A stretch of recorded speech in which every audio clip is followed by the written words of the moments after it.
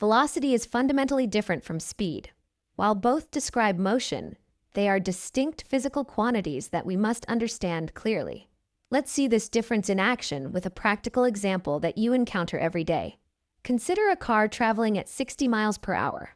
If we only say 60 miles per hour, we're describing the car's speed.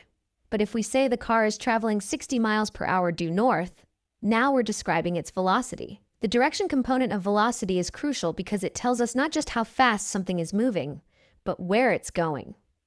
Velocity can be positive or negative depending on the direction of motion relative to a chosen reference point. This is a key concept that distinguishes velocity from speed, which is always positive. Now let's look at how we calculate velocity mathematically using the fundamental formula for average velocity. Average velocity equals displacement divided by time. This formula is fundamental to understanding motion. Notice that we use displacement, not distance, in the numerator. It's crucial to understand the difference between displacement and distance. Displacement is the change in position, while distance is the total path traveled. Displacement measures the straight line change from starting position to ending position.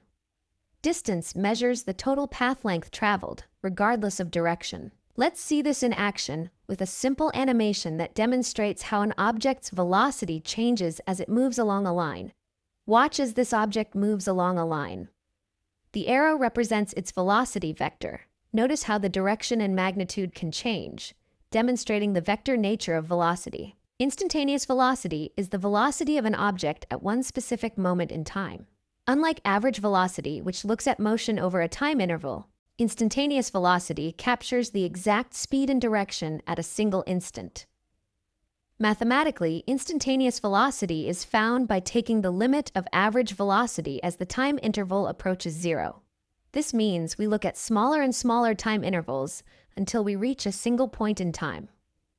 On a position time graph, instantaneous velocity is represented by the slope of the tangent line at any given point. The steeper the slope, the greater the instantaneous velocity at that moment. Instantaneous velocity is crucial for understanding objects with changing speeds and directions. A car accelerating from a stop sign has different instantaneous velocities at each moment, and a ball thrown in the air constantly changes its velocity due to gravity. In calculus, instantaneous velocity is calculated using derivatives. The derivative of position with respect to time gives us velocity. This mathematical tool allows us to find exact velocities at any moment for complex motion patterns. A practical example is determining a car's velocity when it passes a speed camera. The camera captures the car's position at a specific instant, and using radar or other technology, it calculates the instantaneous velocity at that exact moment to determine if the car is speeding.